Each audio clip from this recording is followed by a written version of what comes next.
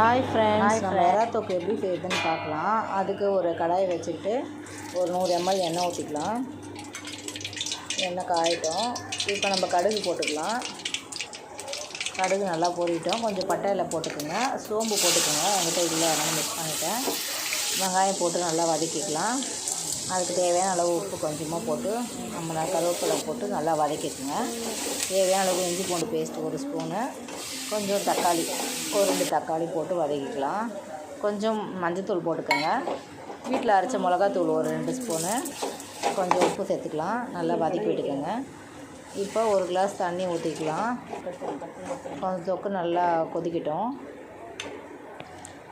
கொதிச்சிடுச்சு, நல்லா கொஞ்சம் சுருண்டு வரட்டும். இப்போ நம்ம க்ளீன் பண்ணி வச்சுருக்க எறா 1 கிலோ நம்ம அதில் சேர்த்துக்கலாம். சேர்த்துட்டு நல்லா கொஞ்சம் எறாவை நல்லா வேக விடுங்க. கொஞ்சம் கரம் மசாலா சேர்த்துக்கலாம். இப்போ பெப்பர் தூள் கொஞ்சம் போட்டு நல்லா வதக்குங்க ஃப்ரெண்ட்ஸ். அவ்வளோதான் ஃப்ரெண்ட்ஸ், எறா தொக்கு ரெடி. இப்போ நம்ம கொத்தமல்லி கொஞ்சம் சேர்த்து கலரி விட்டுக்கலாம். நீங்களும் இந்த மாதிரி செஞ்சு பாருங்கள். லாஸ்ட்டாக கொஞ்சம் மிளகுத்தூள் சேர்த்து கலரி விட்டால் எறா தொக்கு ரெடி. நீங்களும் செஞ்சு எப்படி இருந்ததுன்னு சொல்லுங்கள் ஃப்ரெண்ட்ஸ். பாய்.